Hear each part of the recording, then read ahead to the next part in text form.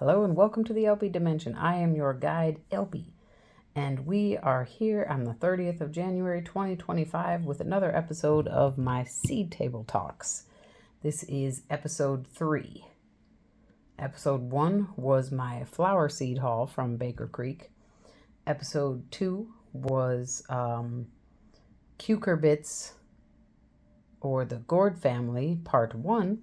And this is episode 3, Cucurbits, part 2. I also had a sort of side quest episode, which was my book haul. Really was 2 books that I got from Baker Creek. A garden journal, a garden planner, and then a book, Artisan Herbs, something to that effect. But yes, and then I got a bunch of little shorts in there, and anywho, this is episode 3, Cucurbits, or the gourd family, Cucurbitaceae, part 2. And it is part 2 because the other one was squash and cucumber and pumpkin. And now we have melons. So I was going to fan them out for you, but no, I'm going to tell you. Okay, so if you're new to my seed table talks, then what this is this is an excuse for me to talk to myself, wink, wink, talk to you. Talk to you, wink, wink, talk to myself. One of those.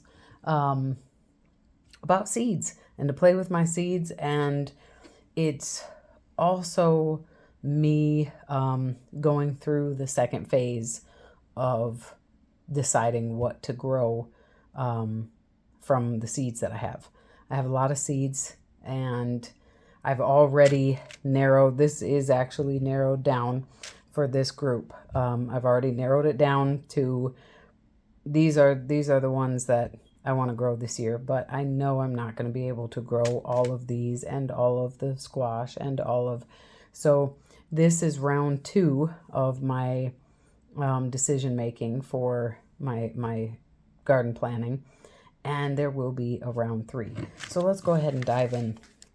Melons. Last year was my most successful year at growing melons because I've grown cantaloupe and sugar baby watermelon before, and I only ever got really, really small, basically immature fruit. And melons have never been a priority for me because while I do like melons, I prefer cantaloupe or muskmelon to watermelon. You can't preserve them as easily, and they take up a lot of space. They can. And I know that you can dehydrate and you can freeze dry melons, but you can't freeze. You can juice them, and like I said, so it was kind of this how much do I care about taking up space for melons? And last year, the Watermelon Wars, hosted by Broke Farmer, the new champions crowned for 2025. So 2024 champions were the Naked Gardeners, and they took the crown from David Corey. And yeah, that I was I wanted to partake in the foolery, in the crap talking and just the overall excitement. And so I tried to grow some watermelon, and I did get a couple, but they weren't very they weren't very mature, but I got a sugar baby, and I got a couple of Leelanau Sweet Glow, and then I did get one Carolina Cross, but that was not fully ripe. So that was huge for me. And it looked like my cantaloupe, my muskmelon were doing really well. And the groundhogs and raccoons ruined that for me. Okay, so there's a little bit of background with me and melons. Dixie Queen. This is a I grew this plant last year. This was one of the plants that I was growing for the watermelon wars. However, the groundhog ate the plant, and I had another one, and the plant just, it didn't do well, so I didn't get any fruit from it. But this is an heirloom variety, 80 to 90 days. Earlier to harvest melon, giving you summer favorites before you know it. This heirloom has crisp red flesh, exceptionally sweet. Dixie Queen can reach 40 to 50 pounds in weight with dark green and ivory stripes. No summer is complete without watermelon. So yeah, I just thought this sounded good, looked good, and I want to try it again this year. So that's not a solid yes, but that's on my maybe. Now, of all, I think this is, I haven't lost a pack. I've not tried to grow any of these, and this is unsealed though. All that I said about melons, and here I am with a whole bunch of ideas for growing melons this year, but you'll see why. Okay, so we have the, I got this at the end of last year. I believe I got this during M.I. Gardner's new seed launch. Noir de Carme melon.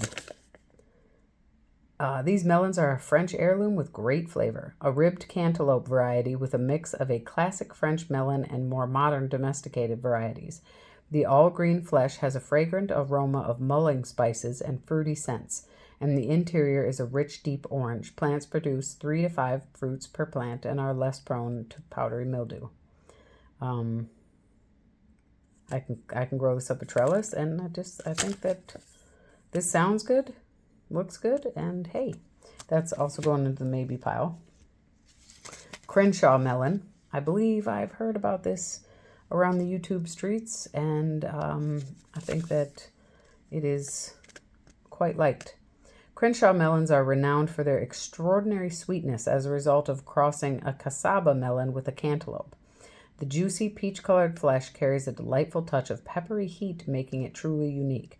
That got me right there when you say extraordinary sweetness.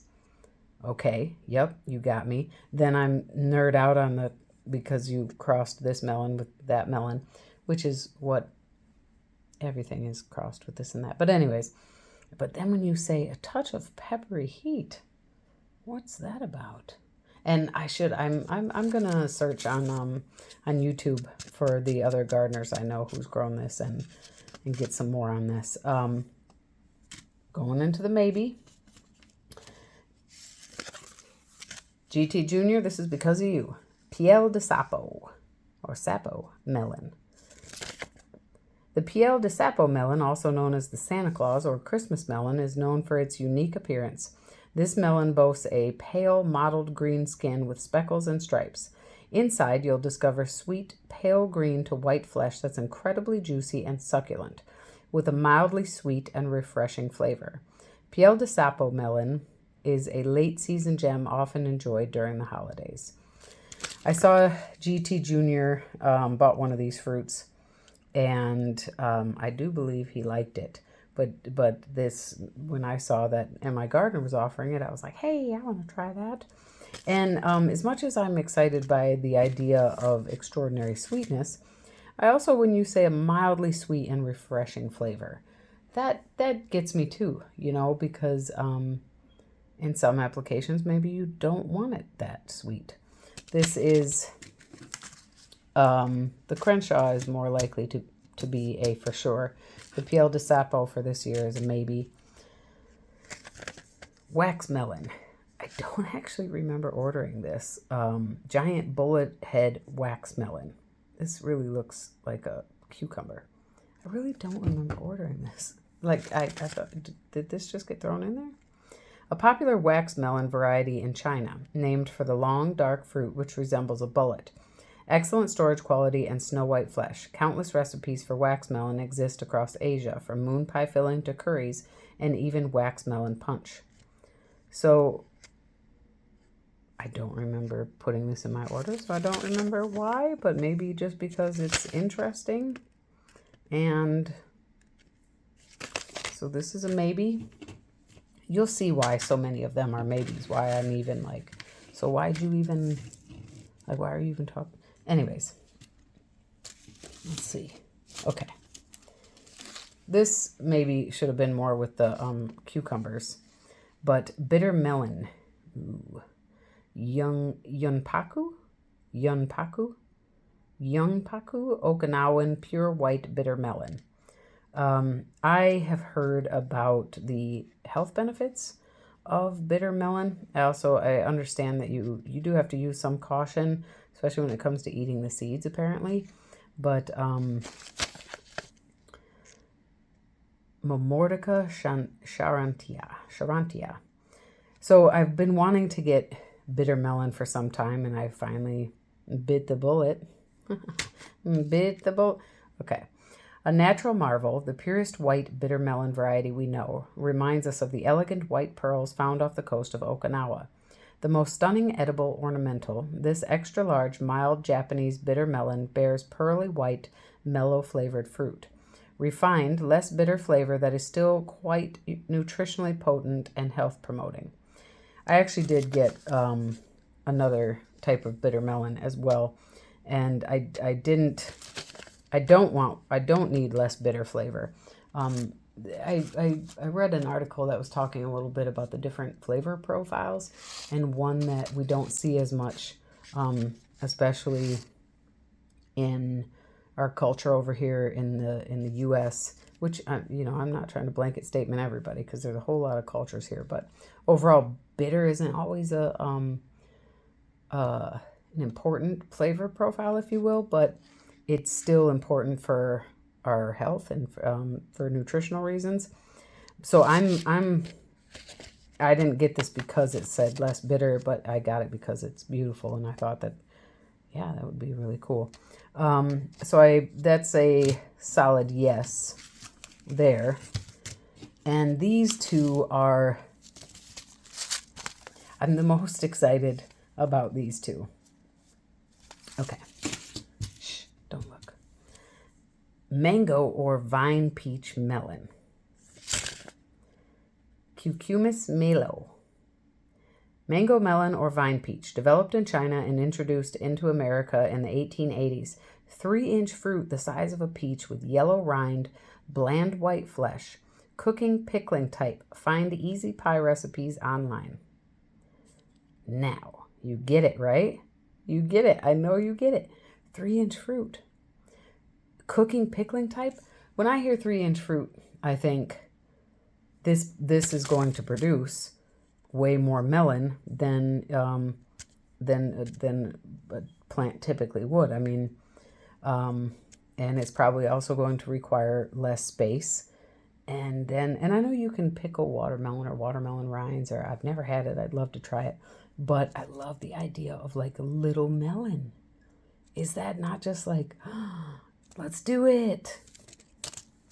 Bingo. And last but not least, Rich Sweetness 132. Yes, I saw the goofy commercial that Baker Creek made for this melon, and that just got me more excited because I'm like, I got that. Cucumis Melo, obvious. Rich Sweetness 132 melon. Incredibly beautiful fruit from the former Soviet Union. Super sweet, pure white flesh. Perfect single serving or for children's gardens. Fruit weighs only about 1/4 pound. Incredibly productive vines. I don't need to explain to you why I got this, right? And I saw the dude eating this like a peach, or like you would any fruit that you just, hold in your hand and eat. You don't do that with watermelons or cantaloupe or any of the typical melons that we think of. And so, and again, smaller fruit means more on the vine. And that, to me, these I'm definitely, if you saw my Cucurbits part 1, then you already know that I'm a fan of the mouse melon, which should have been this in this episode. But I'll do it. Maybe I'll do it. Anyways, little tiny fruits. Yeah. Oh, if these can be pickled, I want You pickle these with a mouse melon, aka Mexican sour gherkin, aka cucamelon. Yes. So for sure, absolutely for sure. Crenshaw melon. Yes, I think this will be a for sure. And bitter melon. These are my for sures. Now, am I going to join the watermelon wars this year? I told myself I would. I'm on the fence because it's super fun and I'd like to just for the fun of it. At the same time, in terms of my priority with my space in the garden, we'll see. But, so that's why I said I would like, I would like to give the Dixie Queen a shot. But for sure, we're going with this Okinawan, this Yunpaku Okinawan Pure White, Rich Sweetness 132, Mango Melon or Vine Peach, and Crenshaw Melon. Boom. I'm super excited. And you're excited because you know this is exciting. So, all right, that is Cucurbits Part 2 in the Seed Table Talks, Episode 3. And this was melons, except for the cucamelon. Yeah, I can't wait. That's, again, with the smaller melons especially, and probably the Crenshaw melon too, because you can do it with smaller watermelons. I believe I could grow all of these vertically. So, I'm really excited about these little tiny melons. I just can't tell you. But that's it. I guess I probably don't need to just keep repeating myself that I'm really excited about the little tiny melons. But it's really exciting. Let me know what you think. If you've grown any of these, or if you are about to this season, I would love to hear from you in the comments. If you've grown any of these as well, let me know if you're as excited as I am. I definitely save seeds. Hold on. So who knows, one of these days I might just start sending out seeds. If you saw the last video, I'm going to guess there's probably 300 seeds at least here. I told you about my Sumter cucumber and how I really, really enjoyed that cucumber. And I harvested in September. Did I say September? I think it was September. I harvested a mature fruit. I purposely, the vines were dying, and I left one fruit on purpose because I was like, I'm saving the seeds. This was a great plant. And it was a really big melon, because you want to let them get big and you want to let them fully mature if you're harvesting them for seeds. And I brought it inside, and I didn't harvest the seeds right away. And the more time passed, and that thing didn't yellow, it didn't start to mold, the more I was like, for real? Because the smaller ones in my refrigerator definitely will get to molding or turning or getting soft sooner than later. And I showed you in the last episode that thing didn't start to show any puckering on the end till about 6 weeks ago. So in December. So I harvested it in September, October, November. So 3 months I had a cucumber in my house. Non-GMO seeds. I shit you not. And I finally today harvested the seeds. That by this point it was really funky. I showed you in the last video. And these aren't even all the seeds. So just one more little encouragement, motivation to save your seeds, save your money. This is why all of us gardeners say that, because from one melon I got a couple hundred seeds. Or one cucumber, sorry. From one cucumber, which they do look just like cantaloupe seeds. This is what I got from one cucumber. Isn't that fantastic? And these weren't all the seeds. So that is the Sumter cucumber that you guys saw all funky last time. Yeah. All right. Was that, yes. So stay tuned for episode 4. I've not actually decided what type of seed we're going to discuss, but we have legumes, peas and beans. I've got greens, brassicas. Well, yeah, we've got greens. We've got miscellaneous. I will be doing some episodes on my flower choices, herbs, and tomatoes and peppers are going to be the last 2 because those are probably going to be a 2-part situation because those are just the most fun. I do have sort of a miscellaneous category. Well, no, I take that back. Why? What? Never mind. Okay, I better stop rambling. Stay tuned for episode 4 of my seed table talks. And yeah, I appreciate your time and your interest. I hope that you enjoyed this. Let me know in the comments. Be safe, be well. Bye for now.